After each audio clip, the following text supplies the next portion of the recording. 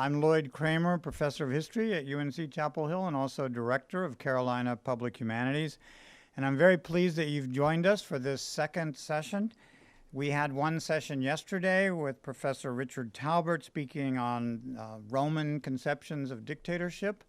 And today we're going to have a talk by Professor Max Ohr on Napoleon. I want to begin simply by thanking all of our supporters and friends at Carolina Public Humanities for your ongoing support. And I particularly want to thank Paul Benici for his technical work in making all of this happen, all the technology, and also Vicki Breeden for all the work she has done behind the scenes to make this event possible.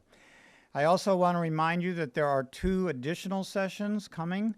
Tomorrow, we will be dealing with Stalin on a talk by Anna Krylova of Duke University called Stalin, Ideology and Terror. And then the next day, we will have Miguel Lacerna, our colleague at UNC Chapel Hill, speaking on Por la Patria, Nationalism and Autocracy in Latin America. And then on Friday, there will be a Zoom panel in which all of our speakers will come together for a live conversation on these themes. But I want to begin now by introducing my colleague Max Ohr. Max is, of course, the Executive Director of Carolina Public Humanities. Many of you know him well. He does great work for Carolina Public Humanities, but he is also an outstanding historian of France, especially in the period of Napoleon and the period after Napoleon. And his work has focused on the ways in which the French defined their national identity in the period of the early 19th century. So Max completed his PhD at UNC Chapel Hill. I'm proud to say that I was his advisor, and we went through that dissertation together. It's an excellent dissertation. And he's here today to talk about Napoleon, sovereignty, revolution, and the first nationalist dictator. So I now pass the microphone to my friend and colleague, Max Ohr.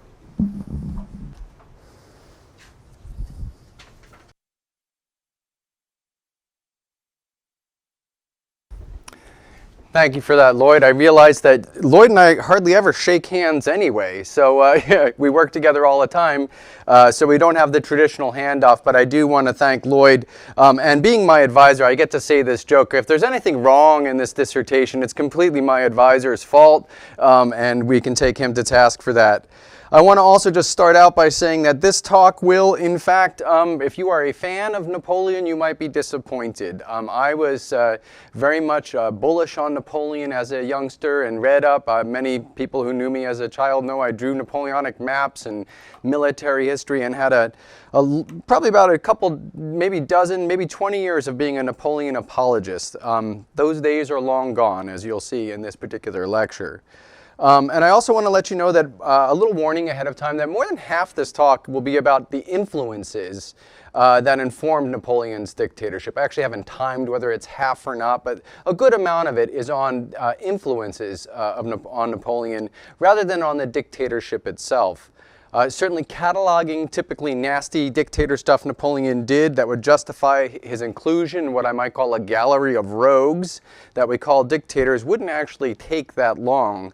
But it's probably more interesting thinking about potential themes that we could approach this topic with. And as I was brainstorming, I just want to say these are some of the themes and things I thought about as I was mulling this over. Of course, I was mulling this over way back in February as we were getting ready for March, so I've had a lot of time to mull these things over, and any one of these could be a basis for a talk on Napoleon and dictatorship. And certainly if you see any of these, you can ask me about these potential themes. But I ended up settling on something that I think is really instructive for us, something that we should be thinking about when we confront authoritarianism, and that is this general idea. What is the relationship between nationalism, democracy, and dictatorship? And so that's the way I'm going to approach this, and let's get going.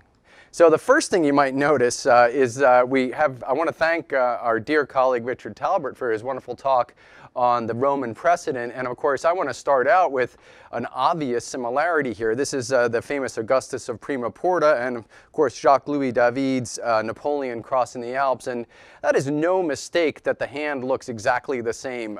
That is clear by design. So let's start with the obvious. Rome was the main reference point for Napoleon.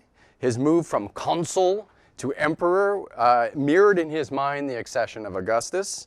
And I want to say he was so aware of this even before he was in power. Let me read you a little piece from a letter he sent to the Directory government after completing his successful Italian campaign in 1797. He at the time was in a squabble with the government of the Republic of France about the peace treaty he had just signed without authorization. So he was already acting like a dictator. So he says, quote, "Through my services, I have deserved the government's and the nation's approval. I have received repeated tokens of its esteem.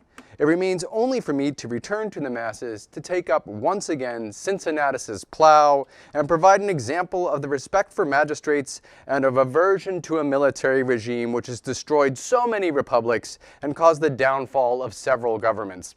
End quote. He writes this in 1797. Don't bet on it. So in a way, I'm taking off from where Dr. Talbert left off. We're going to go back to Rome for a moment. And why are we going to do that? Well, here's why. There's Napoleon with his son reading a book. Napoleon was an avid and good reader of all types of literature, but especially of history. If we want to make comparisons, I'm not sure all dictators were as well-read as Napoleon, and I'm not sure that all people who have authoritarian impulses are as well-read as Napoleon. So what was he reading? What was he reading about that might have informed the way he approached leadership? What could explain his dictatorship? And to be clear, I'm not sure that he's reading to his son some of the things that I'll talk about here, but going back to the obvious, and this is something that Richard Talbert mentioned last time, is that in the 18th century, every educated schoolboy had a deep affinity for classical models. One of the most popular books of the 18th century was not actually written in the 18th century. It's this, The Lives of Plutarch, something that our esteemed colleague Richard Talbert knows very well. And Napoleon had nearly memorized this text, especially this volume, volume 7, here, containing the lives of Alexander and Caesar especially, and the Athenian strategos Phocion. Classical examples were the primary influence on 18th century statesmen. Dr. Kramer asked a question yesterday about, the effect on the American polity. This is pretty obvious stuff. And Napoleon was, of course, very influenced by these models. And again, look at these names, Alexander and Caesar, particular models of leadership that he found quite impressive and laudable. So I'm going to move through. I got a lot to get. If I'm going to start back in Rome, I've got a lot to cover to get to Napoleon. So I want to just say I'm going to be pretty simplifying, compressing here. Like a good dictator, I'm just going to simplify things and just sort of slam it on you and make my point. But I want to just talk about what happens in the ideas of rule in the Middle Ages, medieval Europe. This is a society that's conditioned to autocratic rule. If we associate the word dictator, however, with sort of flouting the normal rules to assert personal power, we have some examples of medieval leaders stepping out of line who might merit this term, dictator. Feudalism, for example, was based on reciprocity. The medieval world was based on reciprocity between the Catholic Church, kings, nobles, and peasants. It was not like Rome with the republican tradition of offices and responsibilities to the people. The people were Christendom, and authority was laid out in this web of reciprocity. So it's when you have people that step out of line, that step out of what the duties are between these centers of power, that we can maybe say they're dictator-like qualities. Never called that, rarely, but King John and the Magna Carta, many examples perhaps where the Holy Roman Emperors get into conflict with popes. Certainly the picture I have here of the early modern period of Henry VIII. He was actually called a dictator by some in his day, but really, again, we rarely use this word to describe people in this era. So I will contend in this lecture that we need some modern political ideas to get to the dictator as we know it today. And moving through history, we bring us to the revival in the Renaissance of classical ideas of polities, especially Roman models and political ideas in small Italian city-states, sort of like the Carborough that Richard Talbert mentioned. These include political ideas, of course we're talking about Florence and other famous Italian city-states. And these, of course, include political ideas that justify one-person rule. We have, going from left to right here, we of course have Machiavelli. The best rule is that which fits the character and needs of the people. Machiavelli thought republics are the best form of government, but sometimes an autocrat, the prince, is necessary. So of course the utilitarian logic of ends justifying the means, the greater good assured by strong autocratic leadership. And it's a key concept for all dictators. And in the Italian cultured Napoleon, it's immediately recognized as well. The autocrat is recognizable in the prince, but importantly, in Machiavelli, so is the concept of the people again. The people matter again, just like the idea of the people and its business, the res publica that mattered in Rome. If we move along in early modern political theory, it really becomes a competition of ideas about what government best serves the people. Hobbes would say that people are nasty, so an autocrat is necessary to protect and cultivate people's happiness. Save the people from themselves, create the Leviathan. Locke's preference for governments whose first duty is to guarantee that natural rights of the people challenges, of course, the idea of autocracy, if political agency is considered one of the people's rights. But plenty of authoritarians rule as defenders of the people's rights, of their natural rights. These are all, I don't know for sure if Napoleon read Hobbes much, but he did read Locke, and he certainly was very familiar with Machiavelli as well. And these ideas would be circulating through all of the intellectual milieu that he liked to associate with. Another idea, of course, putting aside theory for a moment, and I guess if we're looking at Jean Baudin or others, there are some theories behind this, and delving into practice, as national monarchies begin to assert their power, we had the strongly held belief in the absolute right of monarchs. This is, of course, best signified by another French leader, Louis XIV of France, who also is never called a dictator. Perhaps he is, but it's certainly not pro forma. Although technically propped up on the edifice of this feudal web of reciprocity that I mentioned in the form of the three estates of the Estates General, the church, nobility, and the people, the practice was kingly authority as the father of his people.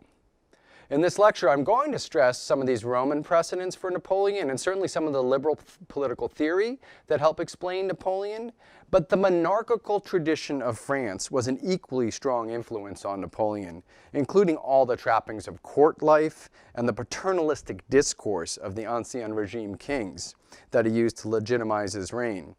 And as an aside, I will say that not every autocrat loves luxury and ostentation, but many later autocrats would parrot Napoleon's ostentatious style. I might be referring to things like gold toilets and whatnot.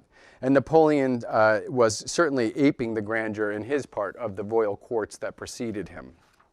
So certainly when we think about his rule, he's pulling together all of these various strains that can justify some of the actions that he took and explain some of the images we see of him. As we move through time, Napoleon was of course absolutely fascinated by the notion of the enlightened despot, a more recent idea of what a dictator could be, perhaps. These monarchs simply did not sit idly on top of a stable polity, but it was their pivot towards a ruler whose duty was not just simply to sit on top of society, a stable society, but to apply their energy to the betterment of the people, to apply rational ideas and Enlightenment ideas, to bring progress and modernization to society while maintaining absolute power. Napoleon greatly admired people like Frederick the Great of Prussia, who preceded him by just a few decades, not just for his military legacy, but for his zeal for knowledge and his application to society. It was a model of how you could wield absolute authority and bring about the progress.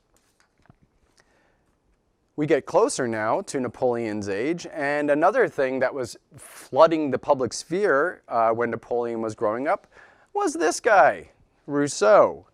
Nationalism had already been developing in modern national monarchies. We can look at the rivalry between France and the United Kingdom in the 18th century and see nationalism alive and well without some of the ideas that we're about to introduce. But for the final piece of formal political theory that can help explain the modern dictator, we need to turn to Rousseau and the concept of the popular sovereignty that was implicit in the general will. In fact, the dictatorship of the general will. Napoleon was an early and avid reader of Rousseau, and though he soured on him by the time of the Revolution, he was certainly influenced by this. He looked at revolutionary excess, and he thought by the end of, say, 1794 or so, Rousseau was sort of quaint foolishness that denied human nature. He already prefers in his mind more of a Leviathan approach to power. Though later again would deny the philosophical idea of the nation in charge of itself in terms of the popular will, he did understand that the people needed to be understood and managed. In 1797, he said, quote, "The reign of opinion had just been substituted for that of birth. The people matter, and it matters that people believe that their will is being represented in their leaders." Of course, and it just also means that dictators care what people think about them. So this is sort of setting up a wide range of things that Napoleon was reading. And he, again, I want to mention he was an avid reader of these. And I want to his credit, this is not a person who is not intellectually curious. He was very interested in these ideas. How he used them, however, is another story. So we have a person, he's been reading, and then suddenly the world changes. To understand Napoleon as a dictator, we also need to understand the revolutionary crucible. Here's the tennis court oath. This is taken after the Jacques-Louis David's famous painting. Here is the people manifesting itself. Here is the general will in action. And here's a necessary development for a modern nationalist dictatorship. The concept of the people as a body that can be represented in full through political institutions. Napoleon, of course, witnessed and took part in the revolution. His participation, however, was not really based on a consistent political position. In fact, much of his first years of the revolution are spent worrying about Corsican nationalism more than anything else. His ideas about what the revolution meant were formed in some ways by his self-preservation responses to its volatility. I want to just take an aside and talk about Napoleon and the revolution, and one of the main arguments we'll get from a Napoleonic apologist, and that is Napoleon either, quote, saved or preserved the revolution and its liberal ideas, especially that of equality. I take a strong stance that Napoleon must be considered as nearly completely antithetical to the revolution viewed this way. Just about every argument made for it can be stood on its head and interpreted in the opposite manner. It would make a good debate, but I feel pretty strong that we have the evidence to do that, to flip that whole trope, Napoleon saving the revolution, on its head. I will also say, however, that we must understand that a lot of the revolution was extremely illiberal, and even some of its liberal ideas can serve autocrats well. Let's keep this in mind. And so let's think about what developments from the revolution and revolutionary era influenced Napoleon. What political ideas did he preserve? What did he retain from revolutionary precedents that explain his dictatorship? And one of the things, of course, about the revolution is, Napoleon, I mentioned already, every single 18th century person who is an educated schoolboy, and I do use gendered terms there, not that women weren't reading this, but people who saw themselves as being public figures, which women did not have access to, had this mania for Rome. And in the French Revolution, this really becomes just incredible cultural affinity for classical Republican models. Cliché we might offer to describe the revolutions is that people were reading Rousseau and blending these ideas with classical models of Republican patriotism. This is actually from before the French Revolution, the famous Oath of the Horatii, the Jacques-Louis David painting. I think it's kind of ironic, or I chose this design for the slide, and you'll see that it obscures women. It was not by intention, but it's kind of speaks to the truth of what this is all about. It's a very masculine world we're talking about. Throughout the revolution, you'll find direct analogies that are constantly made to Roman examples. Marat, for example, calls for a dictator to overcome factionalism. People changed their names to Roman names. People dressed in Roman outfits. The Phrygian cap. So many classical examples that were just ripe and rampant during the revolutionary era. Of course, the revolution was not just ideas, it was actions. So we have the notion of the people in charge with the taking of the Bastille, and the subversion of power symbolized, of course, by the execution of the monarch. By 1792, in Napoleon's own writings, we know he was decidedly against the mob. He was disgusted by the king's weakness in 1792, as much as he was supportive of the Jacobins. So the revolution served as much as a warning as an influence for Napoleon. How do you chain the power of an animated populace? One must appeal to them somehow to avoid the fate of Louis XVI. Napoleon in many ways feared the people, which adds some color to his Machiavellianism, which would stress that the people must fear the monarch, or the despot in this case. Trying to characterize Napoleon's political ideas in the revolution is difficult, again, as he doesn't really declare much we can detect in his early cynical approach to statecraft. Ideas are not actions, and if there's one real revolutionary legacy that informs Napoleon's dictatorship, it was its arbitrary use of power. During the height of the terror, the Committee of Public Safety was like the Roman decemviri councils. I hope I'm right about that, Professor Talbot, and I hope you will tell me I'm not on Friday, if so. These were extra-legal institutions that arrogated power in the name of the people. He was a big fan of this fellow, Maximilien Robespierre, at the top of the committee, and certainly almost got caught up in the backlash against the Jacobins. But what was it about Robespierre's approach to power that he admired? It was the power itself. Power legitimates power. As he wrote to Talleyrand, again before he was in rule, he said, "The power of the government and all the latitude I give to it should be the true representative of the nation."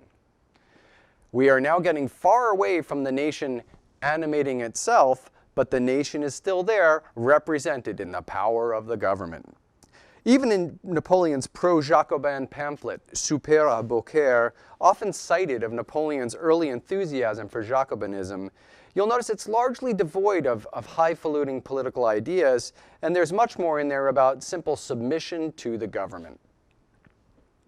There were plenty of examples of this, and he chooses power as a result of what he went through in the revolution. He inserts himself into the world of republican violence and extra-legality.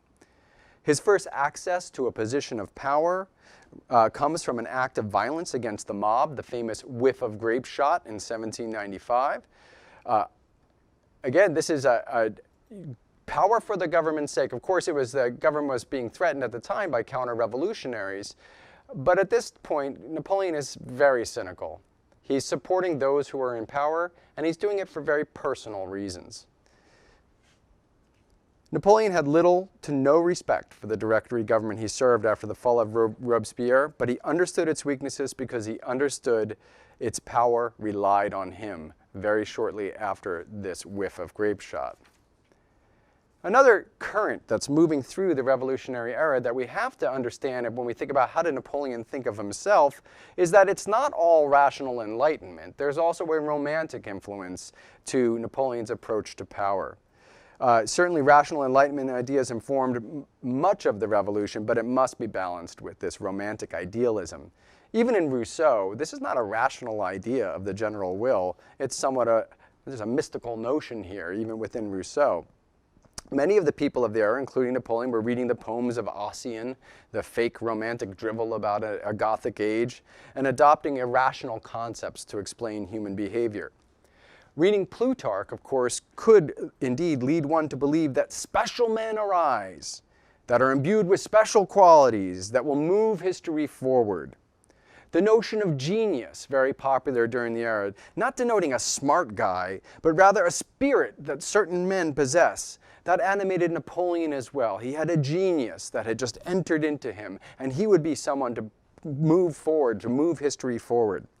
Also, this idea that fortune will smile on these exceptional men, and fate can be bent to human will with strong enough conviction and a strong enough genius behind you. The revolution, ostensibly about egalitarianism, nevertheless, of course, loved a hero, the great man whose actions are those of an embodied republic.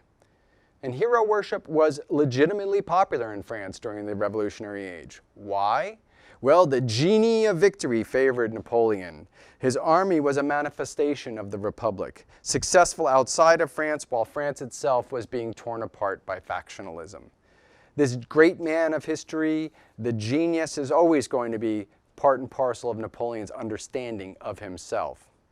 Yeah, you got to have a little pride and self-love to be a dictator. I think this is pretty clear. Finally, I want to say about the revolutionary crucible, for all of it being a central event in world history, signaling a shift to principles of rights and freedom and equality and creating a new vision of a democratic society, it also gave plenty of hard examples of state violence, extra-legal action, brutal repression, police-state intimidation, arbitrary use of power, factionalism, coups d'etats, and a whole host of nasty behavior. Napoleon, of course, came to prominence, as I mentioned, with a violent state act and the whiff of grape shot.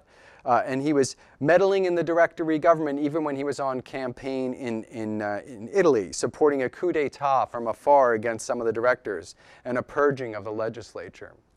I know that this talk is going to come out putting Napoleon in a pretty bad light, but it's only fair to Napoleon, I must admit, to acknowledge that France was already a place where politics were not being played by the rules, and the result was often violent. This reminds us a little bit of Sulla and also of Caesar, from what we heard from Professor Talbert. France was already, for example, a warmongering nation, and he was already a major player in its aggressive stance towards enemies abroad and within.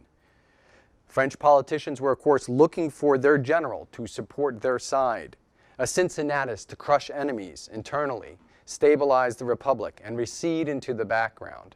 Thus that letter we first read. And one quality that a general should have is indeed ruthlessness to scare one's enemies. In Italy, Napoleon's troops massacred civilians who rose up. In Egypt, he brutally suppressed an uprising in Cairo, represented here in a painting from 1810. It's interesting that they paint this picture of an insurrection in 1810. Napoleon is firmly in power, but there still needs to be some sense of that ruthlessness. And of course, murdering hundreds of prisoners of war in Jaffa. All of these happened before Napoleon came to power. He had a reputation for a man who took action and was not frightened to spill some blood to secure his position. The Machiavellian notion of rule by fear, if necessary, would compete with Napoleon's desire to be loved. Dictators must have violence in their toolbox. We saw that with Sulla, and we certainly saw that with Caesar as well.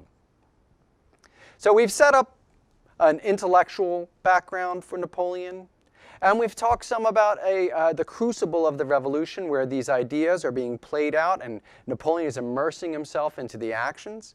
So I guess it's time to turn to part 3, Napoleon the Dictator. It's fitting that we get to Napoleon as a dictator by ending on ruthlessness. For this section, I want to start with this picture, of course, the famous 3rd of May by Goya, because it screamed to us what we should remember about Napoleon, the millions who died and suffered all over Europe because of his actions as a dictator, including the massacres in Madrid portrayed here. What informs these connotations of dictator that we are most familiar with? A dangerous enemy of humanity. It's often their cruelty on a massive scale. Napoleon was a cruel man who delighted in crushing threats to his power. Again, I believe this is a core quality of dictators. Coups d'etats, as I mentioned, were common in the Directory. Well, there were two main ones even before Napoleon came along, in Fructidor and Floreal. I won't go into the details of Napoleon's own coup d'etat of Brumaire, but again, there had been several governments toppled, coups d'etats, and illegal actions, so I can't necessarily blame Napoleon for colluding with others to pull off this coup. Napoleon's seizure of power was predictable and pro forma for the age, but it's still important to know that this accession of power went against the rules. Several rules were broken, including his very presence in the legislature in this picture. A general is not allowed to walk into the house of the people, and especially without troops. When you go against the rules to assume power, you set the new rules. And most dictators will refashion the polity after they destroy the previous one. I say again, here we have the conventions of the Directory government being flouted. This is, again, another Roman precedent. This picture is largely romanticized of what actually happened, but of course we have an allusion to Caesar's assassination in the Forum. Caesar, unfortunately, was not surrounded by his own personal bodyguard of grenadiers, like Napoleon was. So Napoleon seizes power and assumes a role, a very Roman role of consul. He very quickly pushes the idea of shared leadership with the second and third consul to the side, and becoming essentially a ruler by fiat very quickly as first consul in the new government. The government is him. And once the new government is established, its legitimacy will be bolstered by its efficacy. Does it work? Is it helping France? So I want to get to the good stuff, the enlightened Napoleon. Here's the balance sheet for Napoleonic apologists. All of these can be touted as examples of his positive legacy.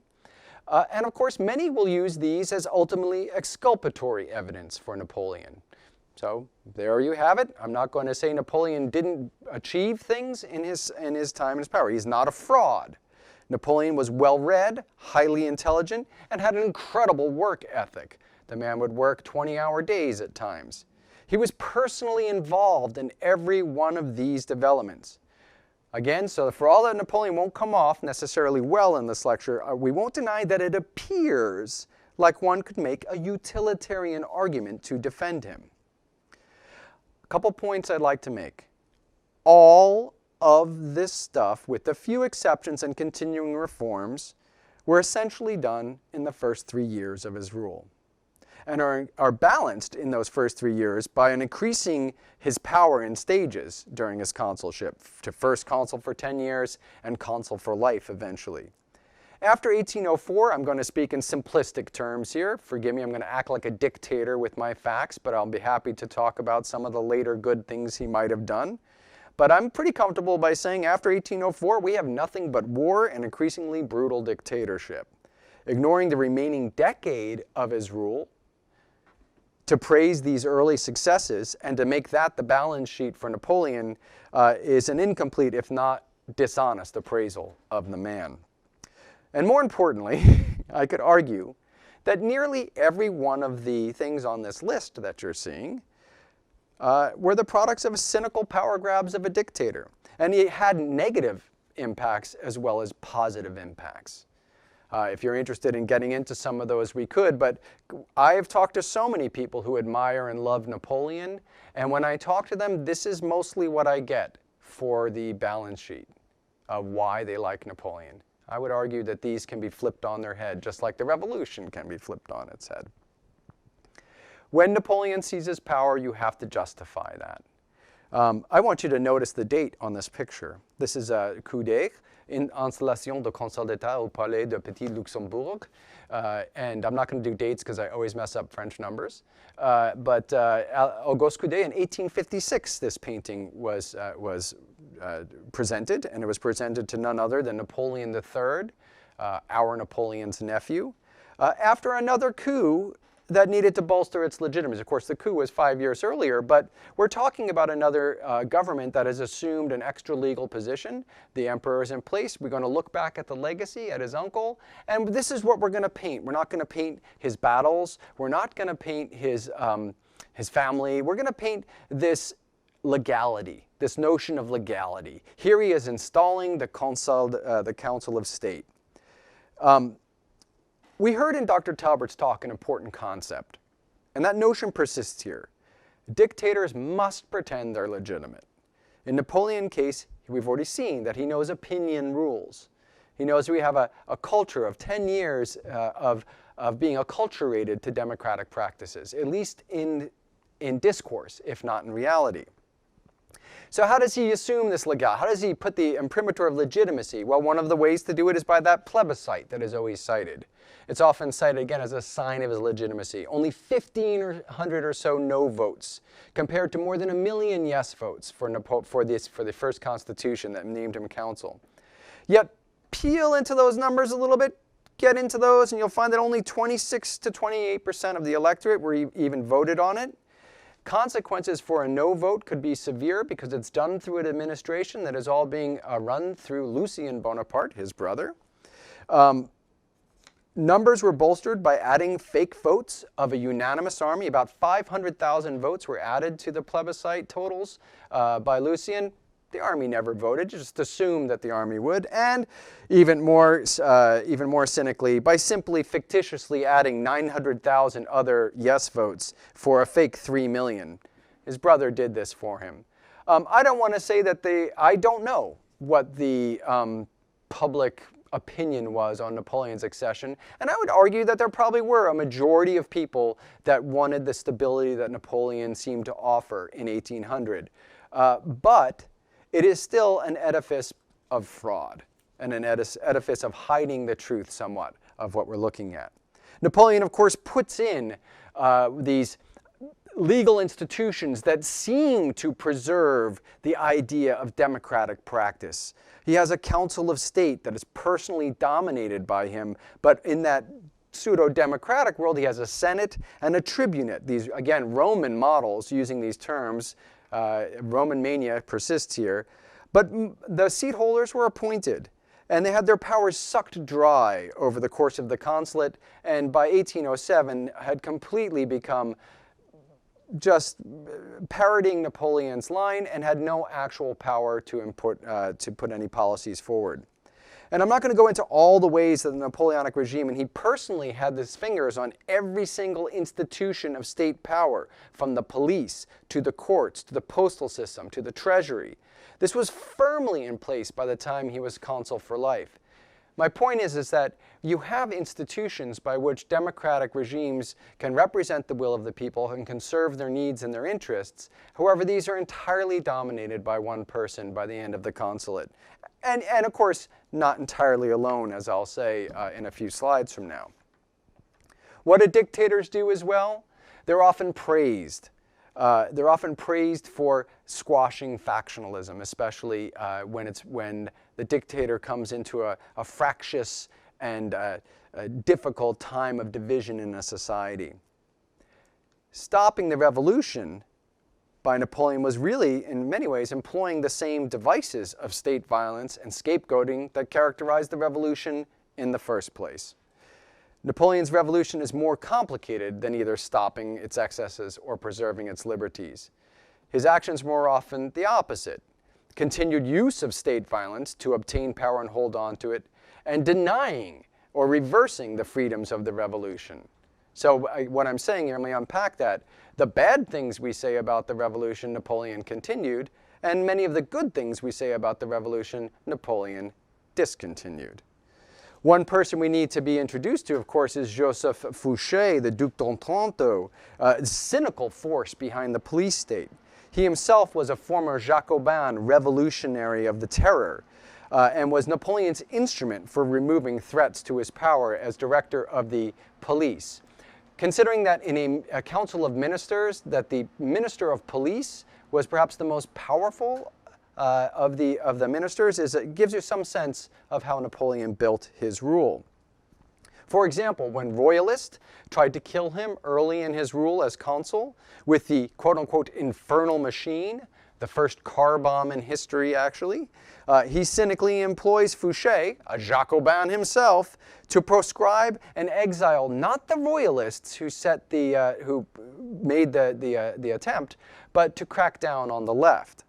Scapegoating and making whole classes of citizens suspect rather than individuals is another category of dictatorial rule that Napoleon used all the time, especially against the left.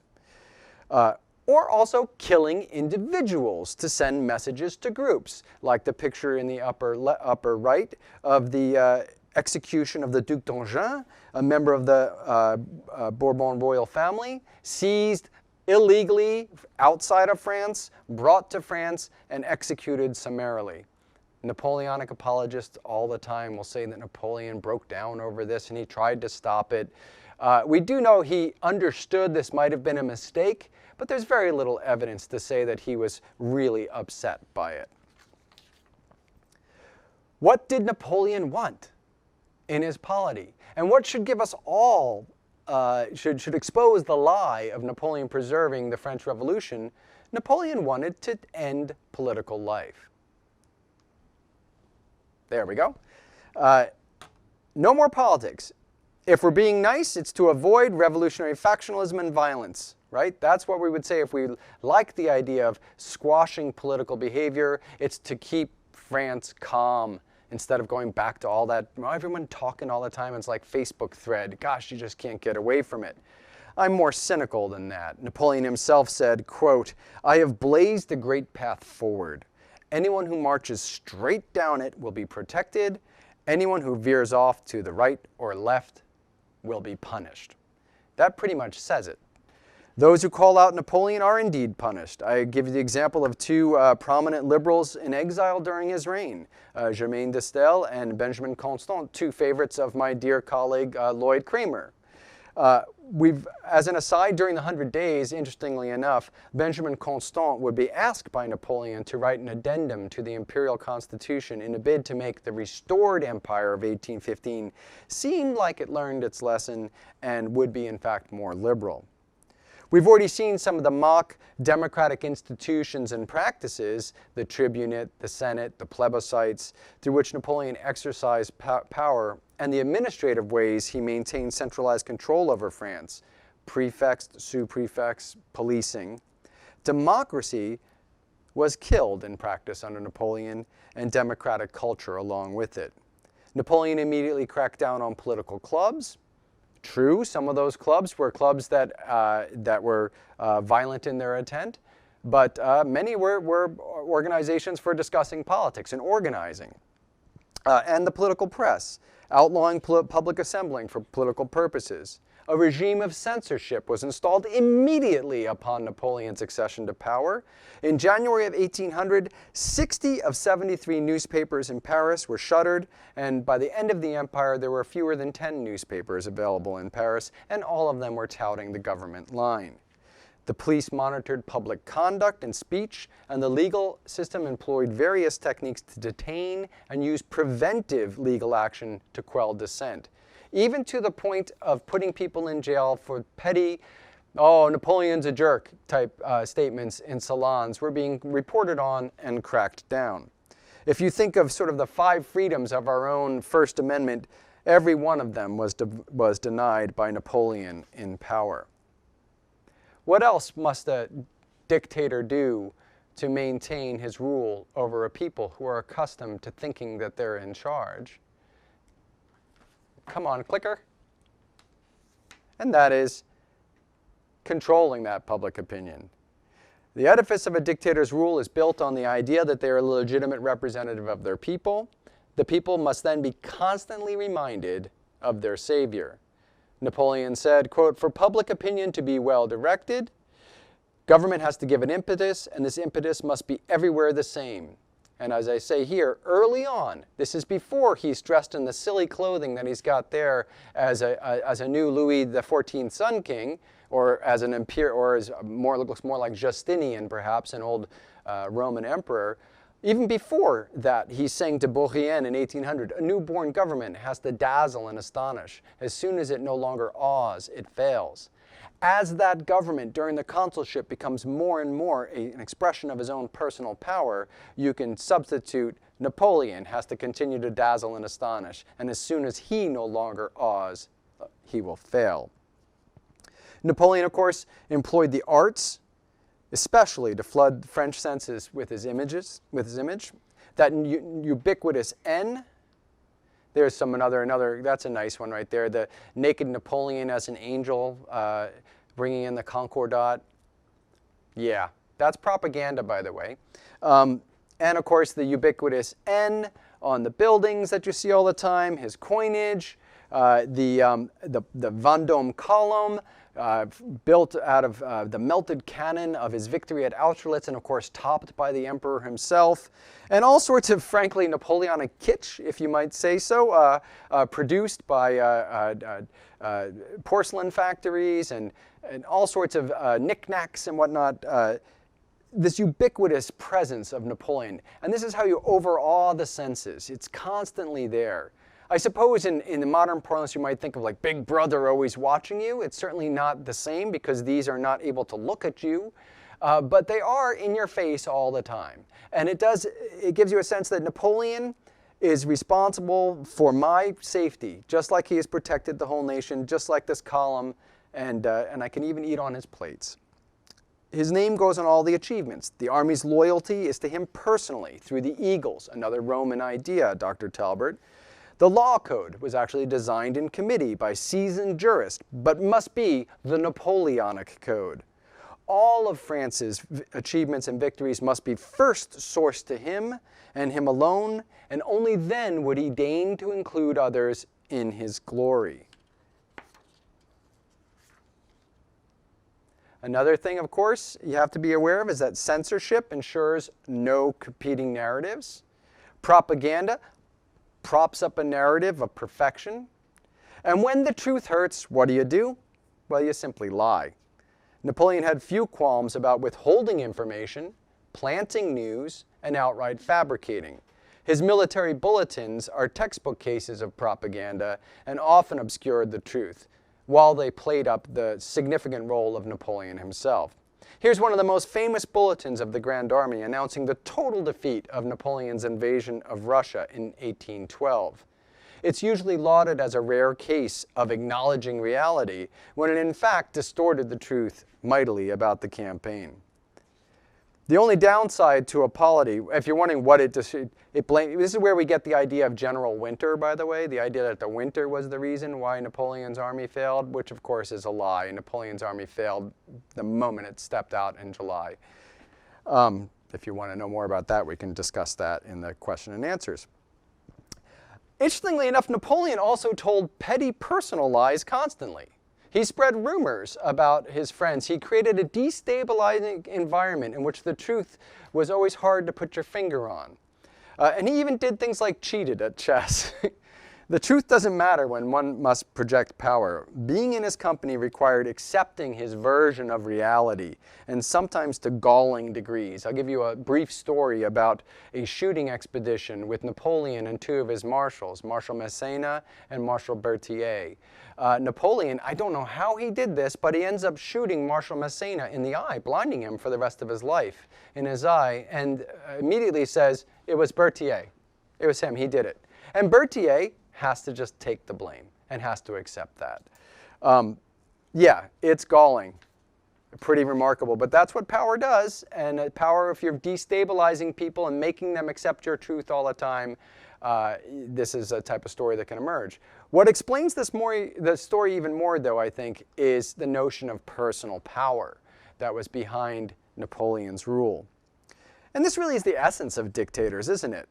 Controlling all the levers of power personally and making people personally loyal to you.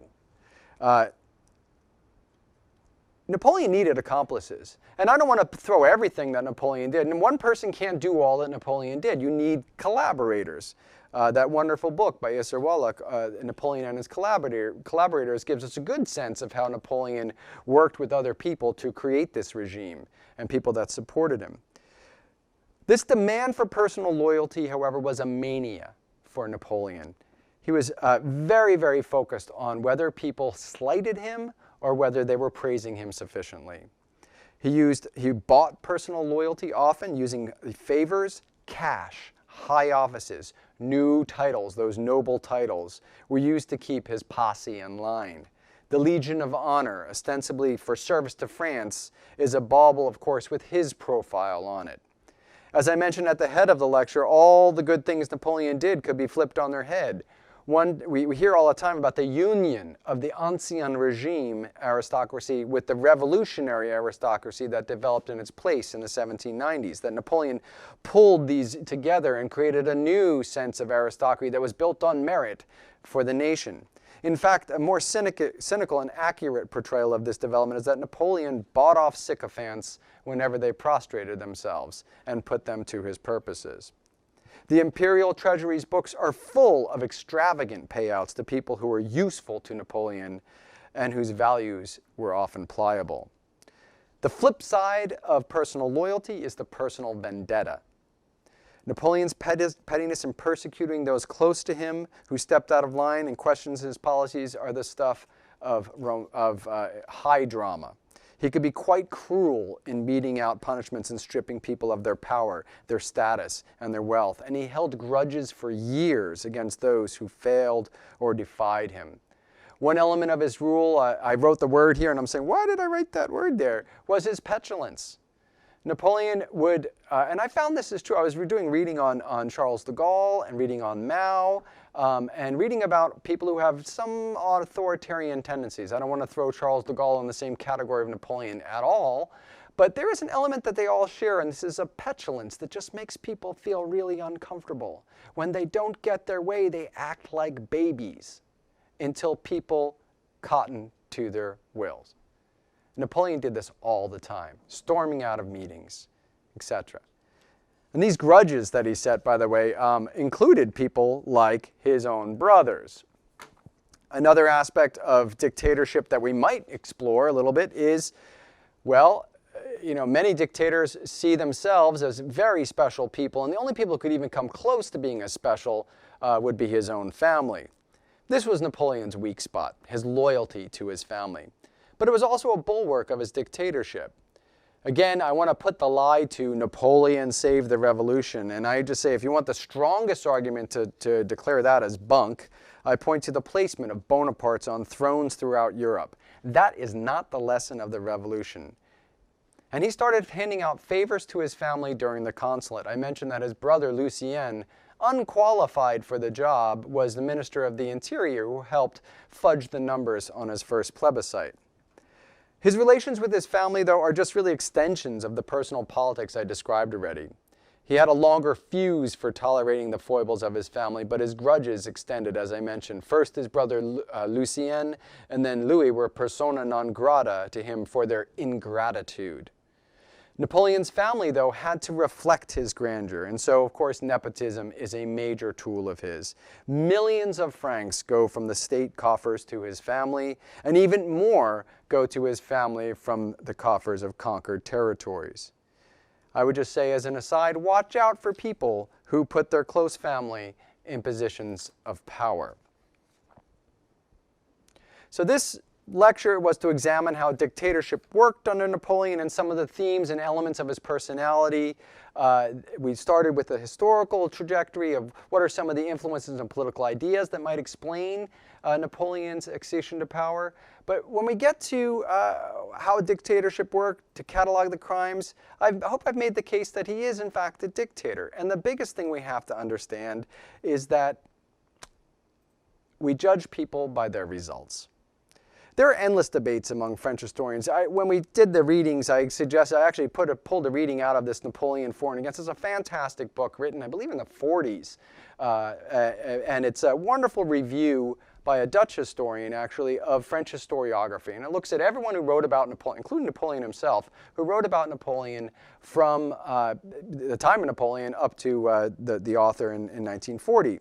And it's sort of it's almost an endless debate. When did Napoleon cross the line and become a dictator among all of these various historians? It's a dating game, but almost all admit, even the apologists, that Napoleon went too far. When, though? For some, it's when he crowned himself in 1804.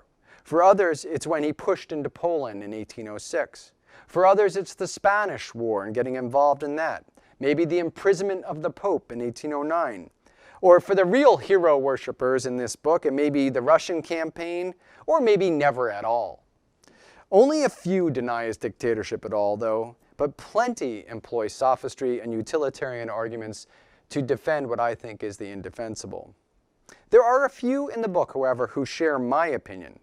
Napoleon was an autocrat from the beginning. Even before the coup of Brumaire, he exhibited all the personality traits and approaches to power we recognize in dictators. And at the end, one of the ways we recognize bad leadership is the wreckage it leaves behind.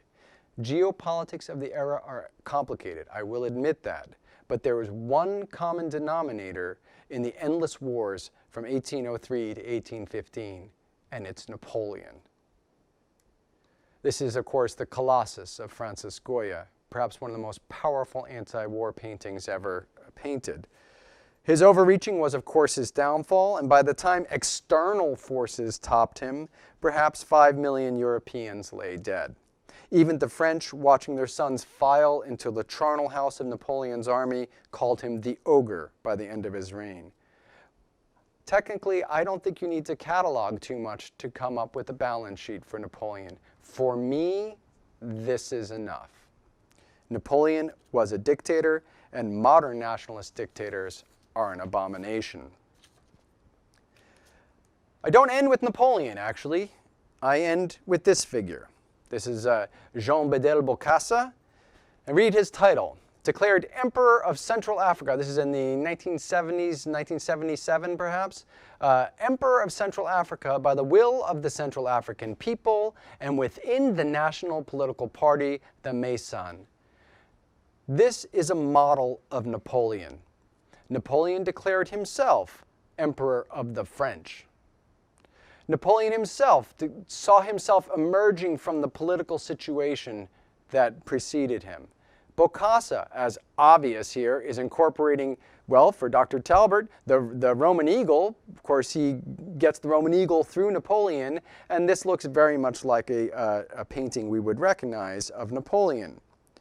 There are strategies and traits of dictators that are reviewed today that one can find in many authoritarians. The personal politics, the nepotism, the propaganda, the leaning on fake democratic institutions but still declaring that they're legitimate, crushing opposition, killing political life, censorship, running a police state. But the most important thing to understanding a Napoleonic dictatorship is that this nationalist connection. Napoleon was again Emperor of the French, not of France, and as such, he was the first nationalist dictator.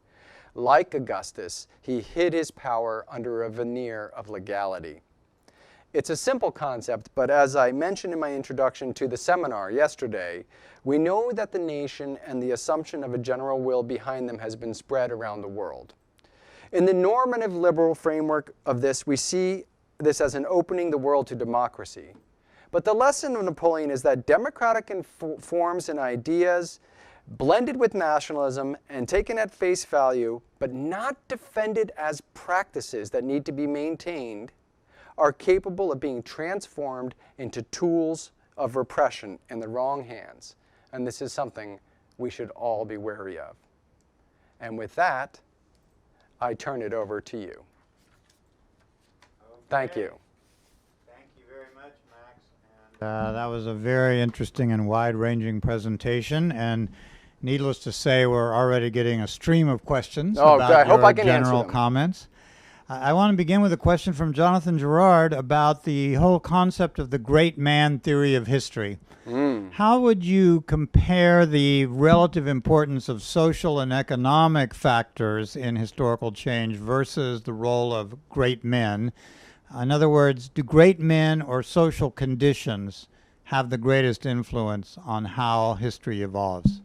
Well, I think it's a contingency question. It depends on what the circumstances are. I think as an historian, I will always lean on social and cultural explanations to show how individuals emerge from these circumstances. And I certainly don't believe that great men by themselves move history along. They always are moving, they're swimming in a stream that is cultural and social conditions and political conditions. Yet, at the same time, you don't get these examples. Perhaps what we should be wary of is that often when we think of great men, it's when they've gone against the social and political currents that are already established, or have, in the case of Napoleon, perhaps taking some of the worst currents of social and political conditions and apply them to their own personal aggrandizement and their own personal rule. We know that the notion of great men moving history is very passé now in terms of the historical profession. But there has to be something for understanding how individuals can, in fact, Napoleon, we know Napoleon because I'm going to use great with big parentheses because it's not a healthy connotation, but he was a figure of immense importance and a person who emerged out of the age. but he's still embedded in that age. And we have to understand that he still is taking these ideas that were current among everyone who was again, I want to be clear, not everybody was reading Plutarch, but among the people that he needed to convince of his legitimacy, he was taking these ideas that they had all been reading about, that they'd all been, and experiences that they've all been living through, the revolution, and is able to turn them into something for his own political power. I think there has to be so I'll put the social and cultural and political factors always as the basis through which history moves. But great men or great people are absolutely part of that story, and we should understand how they connect to the social and cultural conditions, though, I think is the important thing, instead of treating them perhaps like the great men in the romantic ideal that, like Napoleon thought of himself, a genius pulled out of his conditions and animated by some special qualities. So Jonathan actually says, if Napoleon hadn't risen to power, could someone else have done it? They certainly that make Napoleon exceptional. I think that's a fair. So of course, the great what ifs of history. We know that they were looking for other rulers, right? We know that General Moreau was considered at one point. Who else was considered at one point? I mean, they were leaning on a number of generals that Jourdan might have filled or Joubert might have filled that role. And so there was definitely a sense of fishing around for the right general for the job. And I guess maybe to go a little bit to the great man of history idea, when they picked Napoleon, they didn't realize what they were getting, right? And so here's a person who, and again, to give Napoleon credit, Napoleon was an incredibly capable politician and incredibly skillful at securing and maintaining his power.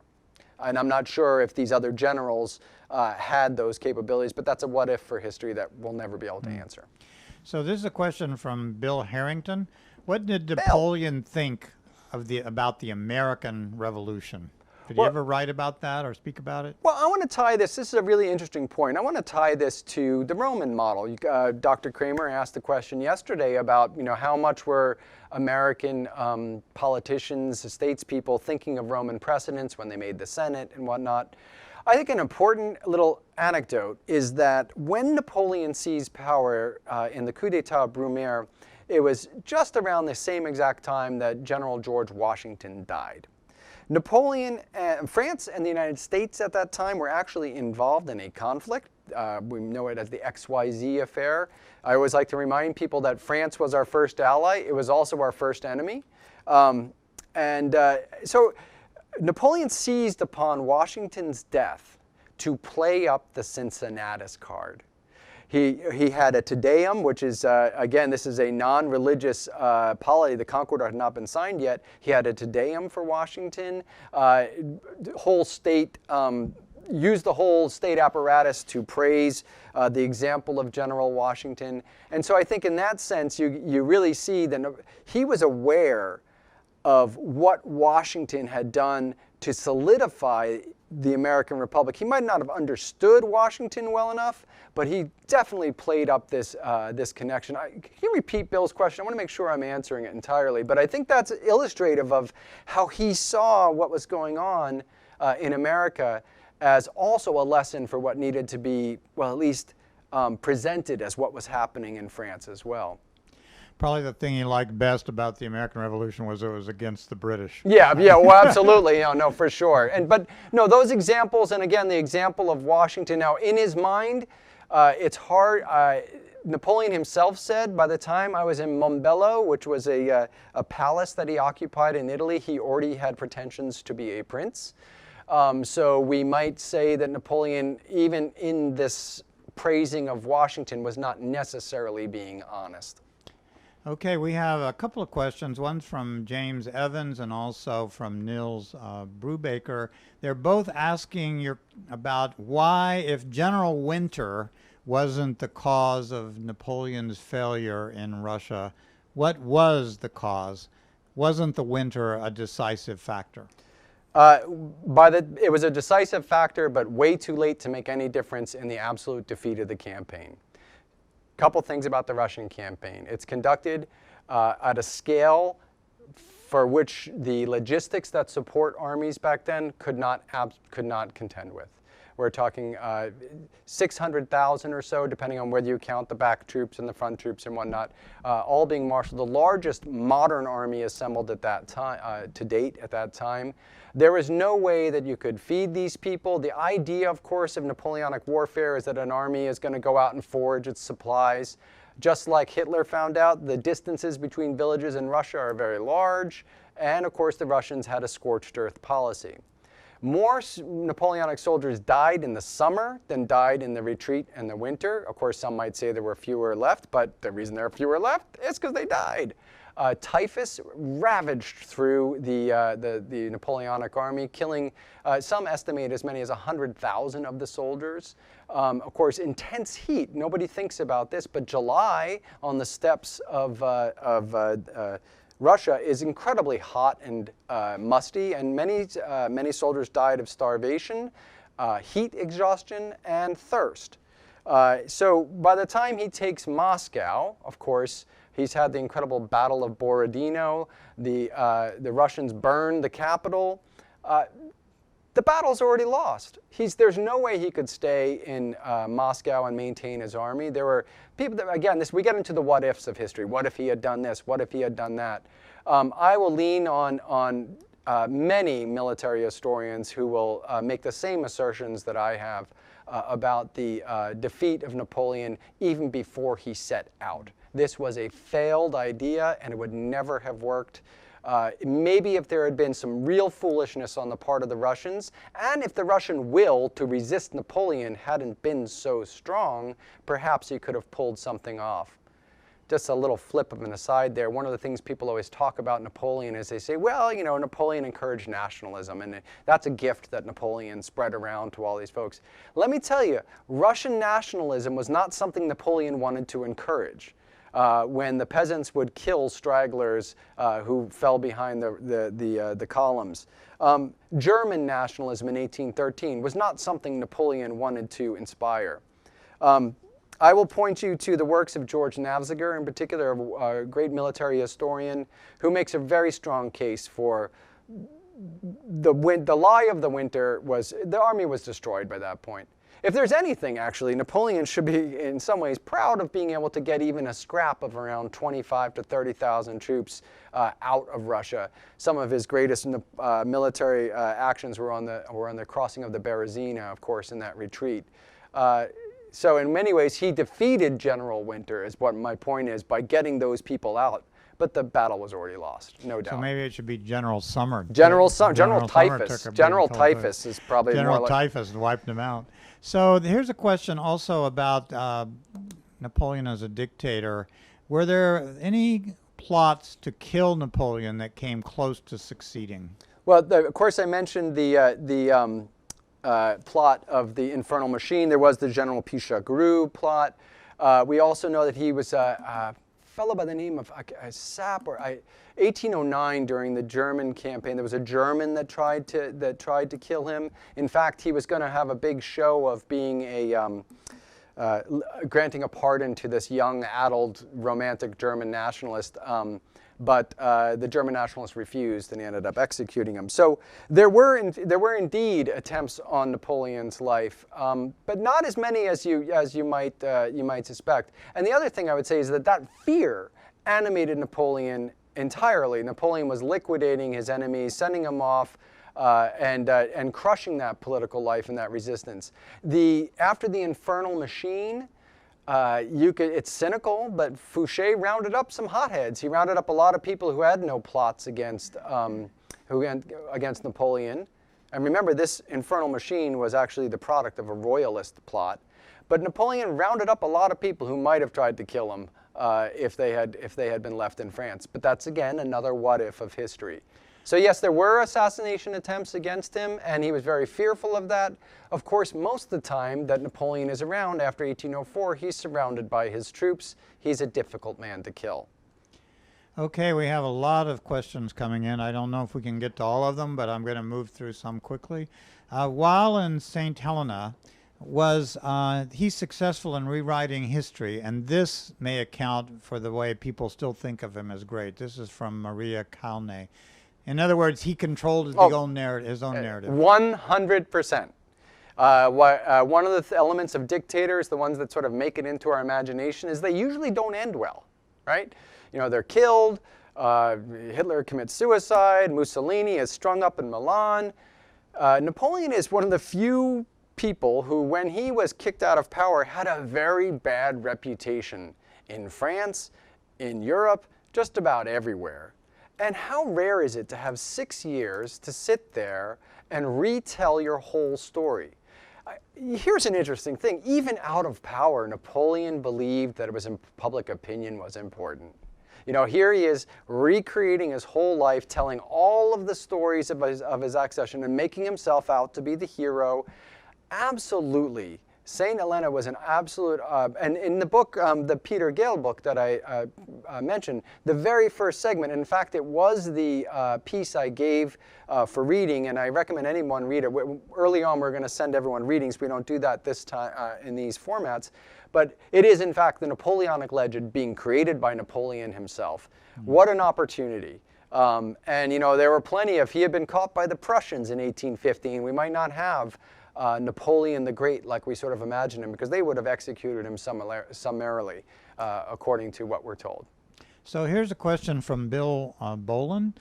Wasn't Napoleon, in fact, a military genius who saved France from foreign invasions? What about Austerlitz and Borodino? Austerlitz and Borodino weren't fought in France, first of all. And yes, Napoleon was in some ways a military genius. I've given whole talks on Napoleon's military.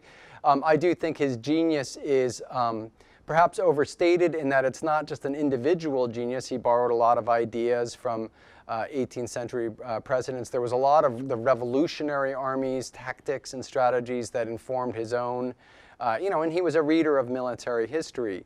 The argument that's always made for Napoleon and the wars is that, you know, here's a few of them.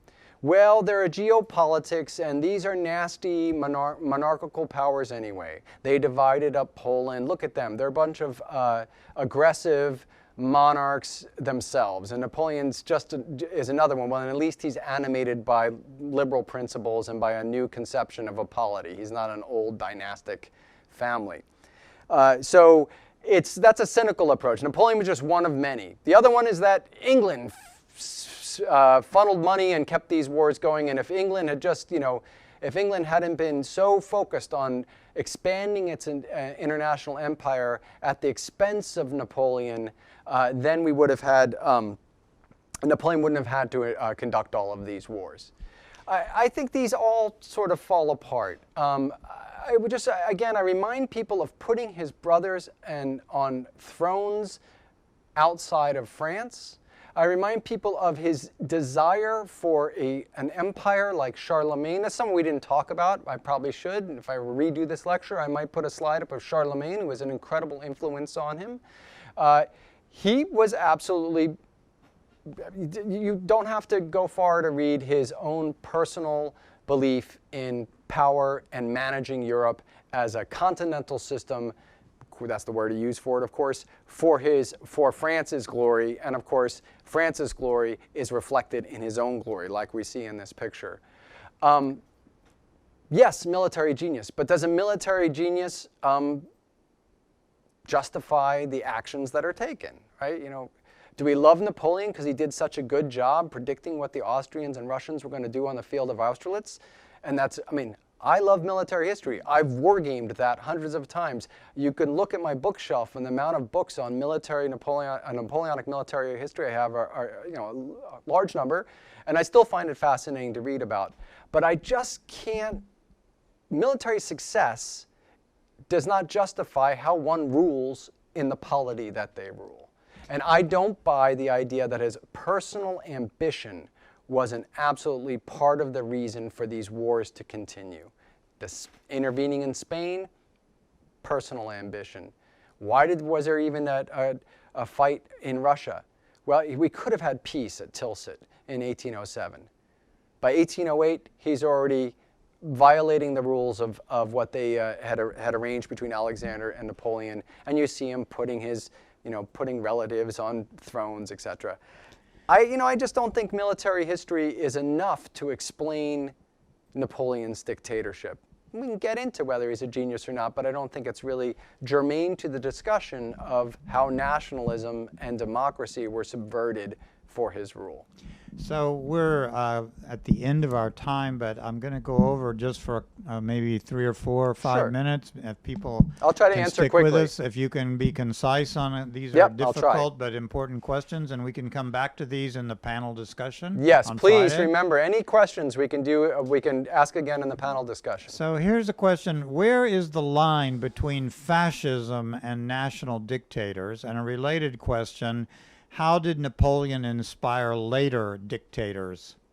Well, I mean, certainly I give you that picture right there, the Bokassa picture. He's an inspiration for many later dictators.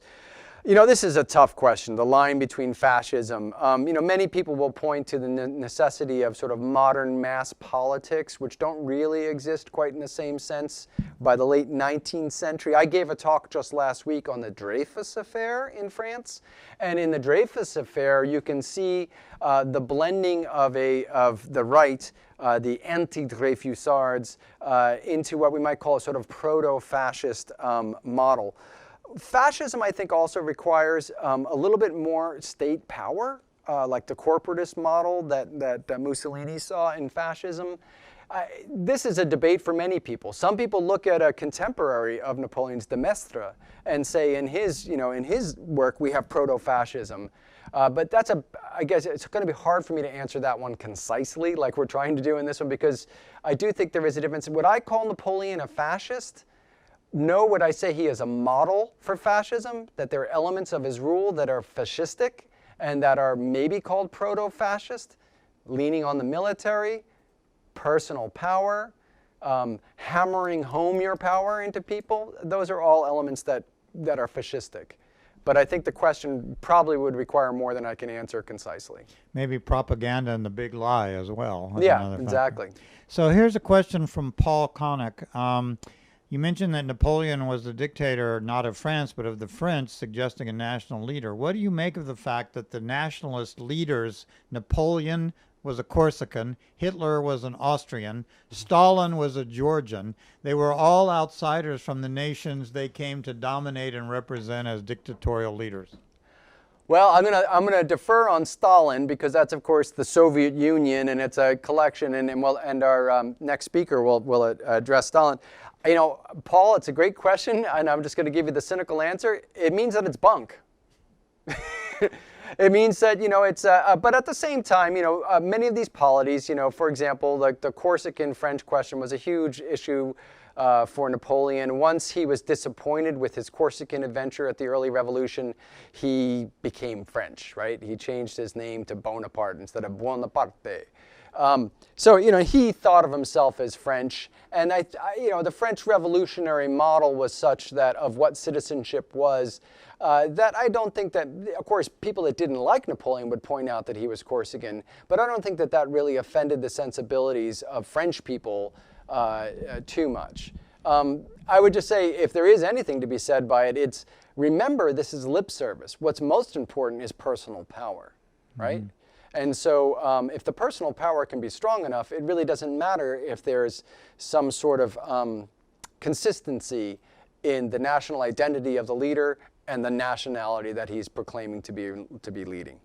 So here's a question. Didn't one of Napoleon's brothers end up in New Jersey? Yes. That's the ultimate destination. Yes, indeed. He did. Joseph ended up in New Jersey. Joseph ended up being the richest man in the United States, based, I believe, in Paterson, New Jersey. It's down by Philadelphia. He was there for almost 20 years, and he had quite the life, the high life of Philadelphia. He had the largest collection of European art in all of the United States, and much of his art collection has been spread around to museums throughout the United States. So yes, Joseph Bonaparte lived there from 1815 to 1835, and then eventually went back to Florence. Okay, two final questions. Why do you think both Napoleon and Hitler thought of attacking Russia as an important goal? How were they similar? How were they different in their motives? And another final question, how did Napoleon maintain the loyalty of his army during a time of endless warfare? Well, All right, so the first one is the Russia thing. And I just want to first of all say that I think that there are values, like there's sort of a scale of dictators. And I don't put Napoleon on the same. I think they are judged by their actions. And yeah, Hitler's worse than Napoleon. I will throw that out there. For all that I think Napoleon should be condemned, Hitler is worse than Napoleon. Why did they invade Russia? Well, interestingly enough, they're both for sort of ideological big picture ideas. Of course, in Hitler's case, it was Lebensraum and this crazy Aryan racist credo that he had. Won't go into that. But Napoleon, remember, he was reading Alexander the Great. And he was reading about, he was still, after his Egyptian escapade in 1798, he was still very, very fascinated in the East. He was still very fascinated in the prospect of sort of keeping Russia down so that he could take advantage of the Ottoman Empire. I mean, the real trigger are all sorts of ways in which the peace treaty of Tilsit and the later treaty of Erfurt, or agreement of Erfurt, fell apart. And there's like little triggers of like the Duchy of Oldenburg that was the Tsar's cousin. I don't remember the exact relationship. So there are all sorts of little triggers. And of course, the other trigger is Russia was not being compliant with the continental system. So those are immediate triggers, right? Russia was not closing its ports to the British. It was becoming an unreliable ally. But this big ideological vision of the East, and of somehow, like seeing his heroes in Plutarch of Alexander, that really did inform him. And on the army thing, I would just say quick, one of the things Napoleon did for his army, of course, was the Legion of Honor, and was the idea of every person has a marshal's baton in his backpack, also bunk, by the way. By 1805, most of the new officers are actually old ancien regime returnees who have been given positions in the army. But regardless, the sense that the army was this old Republican revolutionary tradition, he tried to maintain that. He tried to maintain a sense that this is the national army. Of course, he does things, very Roman things, like gives them the eagles to protect. And I mentioned the Legion of Honor. And then finally, I think that this is in military history, you read this a lot. Soldiers might even be aware, and excuse me, but that they're in the crap, if you know what I mean. They're getting a bad, their lives are very difficult. They're on campaign all the time. You would think that would lead soldiers to grumble against their leader. Many of them did. Of course, the grognards, the famous grumblers, grumbling against Napoleon, always marching around. But there's also something, and this is, I'm having not served, so I've never experienced this myself, but misery loves company, and misery creates that sense of pride. Yeah, Napoleon's doing this to us, but we've all been through a lot together, and Napoleon's the glue that keeps us together. I don't want to overstate. I think there's a lot to be said for Napoleonic officers and non-commissioned class folks loving Napoleon in the army. But if you're a 16-year-old Marie Louise in 1814, I think you want to get out of that army as quickly as you can. The idea of the military being so loyal to Napoleon is also somewhat a product of the great sort of after-the-fact looking back at the days of glory. There were plenty of people in the army who were not satisfied, but I do think esprit de corps and shared experience can explain a lot of that. Okay, thank you very much, Max. And I want to remind you, all of you who are watching, that Max will be leading a series of biographical conversations starting on this Friday. The first one will be on Lafayette, and one of the interesting questions, although they were exact contemporaries, how are Lafayette and Napoleon similar or different? I look forward to talking about that on Friday. And thank you all. We hope to see you tomorrow afternoon when we'll have Anna Krylova speaking about Stalin, ideology, and terror. And let's hear a big round of applause for Mr. Max Orr and his analysis of Napoleon Bonaparte. Too loud. Thank you, everyone. It's really been a pleasure. I miss every one of you personally, and hopefully we can do this in person soon enough. Thank you and goodbye. Thank you.